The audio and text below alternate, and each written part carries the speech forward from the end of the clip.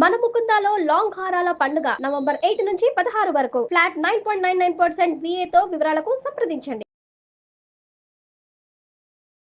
నమస్కారం, మీరు చూస్తున్న సుమన్ టీవీ. నేను మీ కీర్తి. నాతో పాటు ప్రముఖ ఆస్ట్రాలజీ బ్రహ్మశ్రీ నందిబట్ల శ్రీహరి శర్మ గురుగారు ఉన్నారు. నమస్తే గురుగారు. వాగర్థావివ సంపృక్తౌ వాగర్థ ప్రతిపత్తయే జగతః పితరౌ వందే పార్వతీ పరమేశ్వరౌ ఆదిత్యాయ చ సోమాయ మంగళాయ బుధాయ చ గురుశుక్రశనిభ్యశ్చ రాహవే కేతవే నమః. శృంగేరి జగద్గురు పీఠాధిపతులకి, కంచి పీఠాధిపతులకి నమస్కారములు తెలియజేసుకుంటూ కార్యక్రమాన్ని ప్రారంభిద్దాం.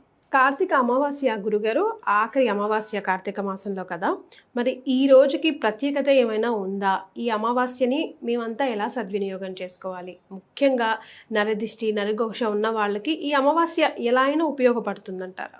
కార్తీక అమావాస్య చూస్తుండగానే 30 రోజులు గడిచిపోయాయి. ఇక ఆఖరి రోజైనటువంటి అమావాస్య దగ్గరికి వచ్చేసేసామమ్మ. ఈ అమావాస్యకి చాలా ప్రత్యేకత ఉంది. వీక్షించేటువంటి ప్రేక్షకులకి కూడా ఏదైతే అనుకుంటున్నారో అది సరైనది కాదు, వాస్తవాన్ని తెలియచేసే విషయం మనము ప్రూఫ్తో సహా మనం చెప్పుకుందామమ్మా. గురుగారు, ఏంటి ఈ అమావాస్య రోజున చేయాల్సినటువంటి విధి విధానాలు ముందు తెలుసుకుందాం. కానీ మనకు మహాభారత యుద్ధం తెలుసు కదమ్మా.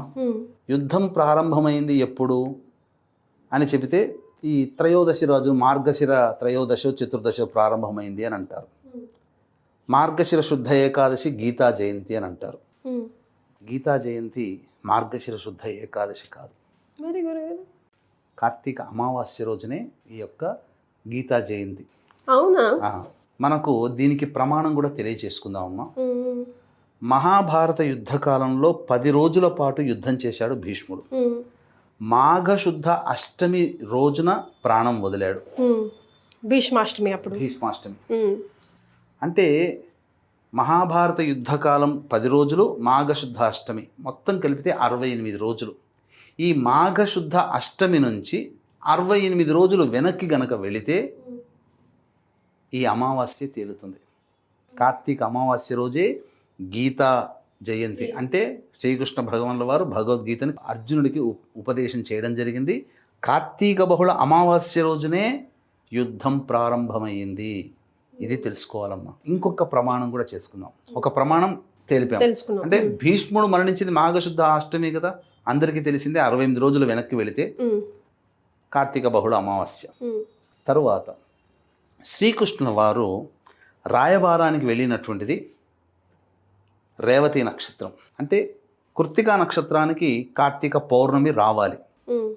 తర్వాత వెళుతూ వెళుతూ కర్ణుడిని కలుసుకున్న తర్వాత కర్ణుడితో చెబుతాడు, రేపు జ్యేష్ఠ నక్షత్రముతో కూడుకున్నటువంటి అమావాస్య రోజున యుద్ధం ప్రారంభమవుతుంది అని చెప్తాడు.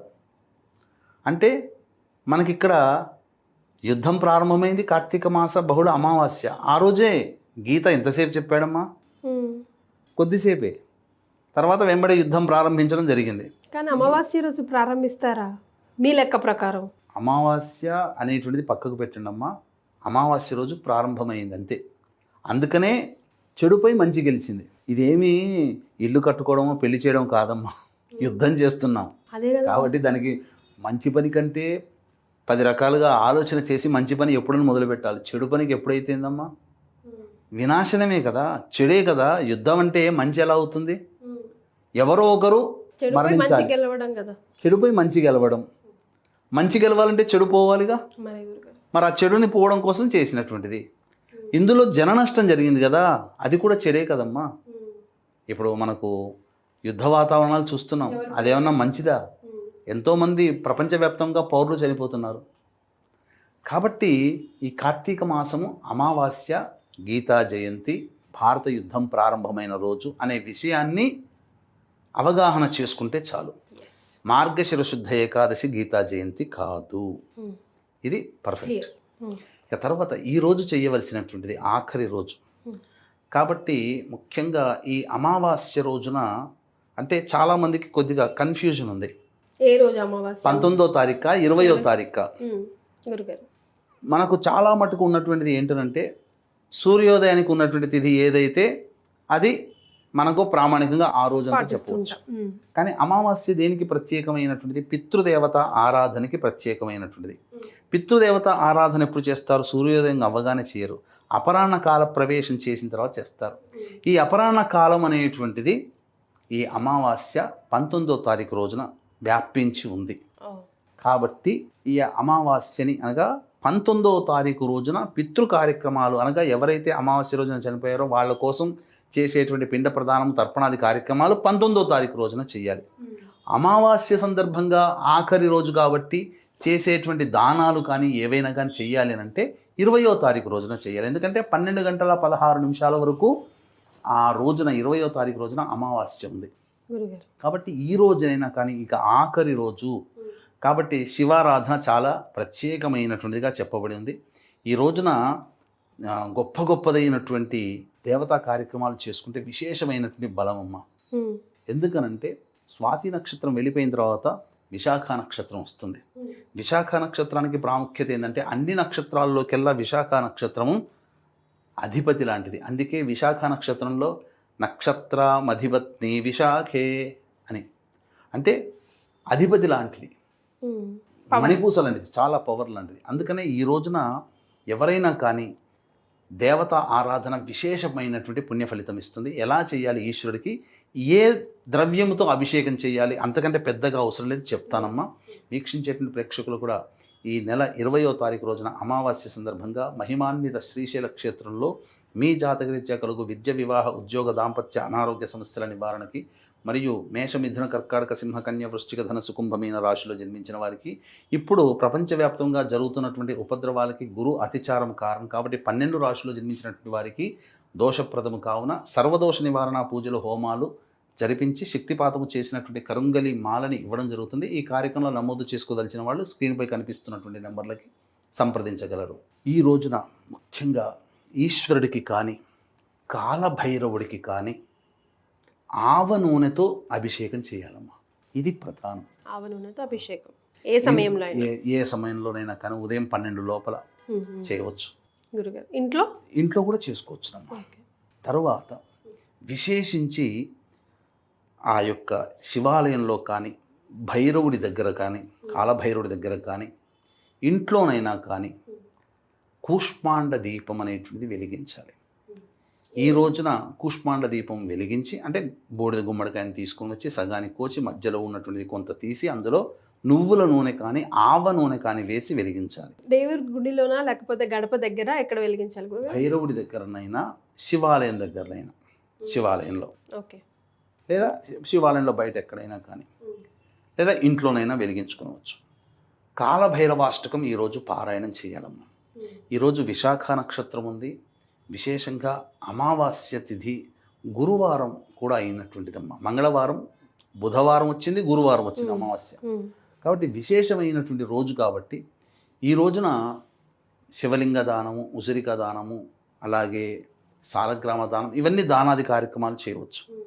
దీపదానములైనా చేయవచ్చు. ఇక అమావాస్య కాబట్టి ఈ రోజున విశేషముగా అమ్మవారి ఆరాధన చేయాలి. అమ్మవారికి ఎర్రటి పుష్పాలు, మందార పుష్పాలు కానీ లేదా గులాబీ పుష్పాలు కానీ అమ్మవారికి వేసి కుంకుమ పూజ జరిపించడం చాలా మంచిది. అవకాశం ఉంటే దేవాలయంలో అమ్మవారికి సంబంధించినటువంటి దుర్గా హోమం జరిపించుకుంటే చాలా విశేషం. లేదా దశమహావిద్యల్లో భాగమైనటువంటి ఈ ప్రత్యంగిర అమ్మవారి యొక్క పూజ కానీ జరిపించుకున్న చాలా విశేషం. సో ఈ అమావాస్య రోజు ముఖ్యంగా గురుగారు నరదిష్టి, నరఘోషతో బాధపడుతున్న వాళ్ళకు కూడా ఏదైనా రెమెడీ సజెస్ట్ చేస్తారా? బుధవారం నాడు ఉన్నది కాబట్టి బుధవారం నాడైనా కానీ చేయవచ్చు, గురువారం నాడైనా కానీ చేయవచ్చు. రాహుకాలంలో బూడిద గుమ్మడికాయని చక్కగా అలంకరించి ఎర్రటి వస్త్రము, ఈ ఎర్రటి వస్త్రం తీసుకుని అందులో నల్ల జీడి గింజలు, కొద్దిగా తోక మిరియాలు, పటిక బెల్లం, తినేది కాదు అది దిష్టి తీసేది వాడేస్తున్నారు పటిక బెల్లం, పట్కరి అంటారు, పటిక అంటారు. తర్వాత కొన్ని గవ్వలు, నక్షత్ర గవ్వలు, అలాగే ఎండు మిరపకాయలు, నిమ్మకాయ మరియు ఈ సంబంధించినటువంటి నల్ల జీడి గింజలు, ఇవన్నీ ఆ ఎర్రటి ముడ్డలో మూటగట్టి రాహుకాలం ఉన్న సమయం కానీ లేదా అమావాస్య ప్రవేశించిన సమయం కానీ ఈ సమయంలో కనుక ఎవరైతే ఇంటి గుమ్మాని కానీ వ్యాపార స్థలంలో కానీ కడతారో లేదా గుమ్మడికాయని బలిస్తారో ఈ రోజున, అంటే గుమ్మడికాయని బలిచ్చేటప్పుడు కూడా దిగదురుపు చేయాలమ్మా. అంటే గురుగారు అంటే మనిషికి దిష్టి తగులుతుందని అంటారు కదా. అంటే మనకు శాస్త్రంలో ఏం చెప్పబడి ఉందనంటే ఎప్పుడు కూడా జీవహింస పనికిరాదు. అందుకని ఒక నిమ్మకాయని కనుక కోసి బలి ఇస్తే అది ఒక కోడిని బలి ఇచ్చినట్టుగా, గుమ్మడికాయని బలి ఇస్తే అది చాలా గొప్పదమ్మా, మహిషమును బలి ఇచ్చినంత బలం. కాబట్టి మానవుడికి చెప్పలేనటువంటి దిష్టి తగులుతుంది కదమ్మా. దిష్టి వల్ల ఎన్నో రకాలైన ఉపద్రవాలు, అన్నం తినబుద్ధి కాదు, దేని మీద ఆసక్తి ఉండదు, ఇంత తిన్నా కడుపు నిండిపోతుంది, ఎప్పుడూ గుండె బరువుగా కడుపు బరువుగా ఉండడం, ప్రశాంతత లేని జీవితం, చికాకుగా ఉంటుంది, ఏ పని చేయబుద్ధి కాదు. గ్రహాలు ఎంత బాగున్నా దిష్టి తగిలితే ఇలా ఉంటుంది. ఎవరైనా ప్రయోగం చేసినా ఇలాంటి పరిస్థితులు ఉంటాయి. కాబట్టి ఇవన్నీ తొలగిపోవడం కోసం చక్కగా గుమ్మడికాయను మనం తీసుకొని వచ్చి గుమ్మడికాయని 3 సార్లు క్లాక్ వైజ్ డైరెక్షన్గా, తర్వాత యాంటీ క్లాక్ వైజ్ డైరెక్షన్గా, మళ్ళీ మనిషి నుంచి పైనుంచి కింది దాకా దిగదురుపుతూ 9 సార్లు దిగదుడిచి పగలగొట్టి ఎడమ చేతిలో ఉన్నటువంటి దాన్ని కుడి చేతికి విసిరేయడం, కుడి చేతిలో ఉన్నదాన్ని ఎడమ చేతికి విసిరేసి తర్వాత పసుపు కుంకుమ చల్లి ఎవరికైతే దిష్టి తీస్తారో ఆ వ్యక్తి స్నానం చేస్తే దోషమంతా తొలగిపోతుంది. ఇది ముఖ్యంగా చేయాలి. గుమ్మడికాయ అప్పుడు వెంటనే పడేసేయచ్చా గురుగారు? ఒక రాత్రి నిద్ర చేయాలి అట్లా ఏమైనా ఉంటుంది? అట్లే పడేసేయచ్చమ్మా, తప్ప నేను ఉండాల్సిన అవసరం. ఇంటికైతే కుడివైపులో ఉన్నది ఎడమవైపు, ఎడమవైపులో ఉన్నది కుడివైపు చేయాలి. ఇక దిష్టి మనిషికి తీస్తే ఇక ఏం అవసరం లేదమ్మా, దాన్ని పడేసేయచ్చు. స్నానం చేసేసి ఉన్న బట్టలతోనే స్నానం చేసి ఇంట్లోకి వెళ్ళిపోతే చాలు.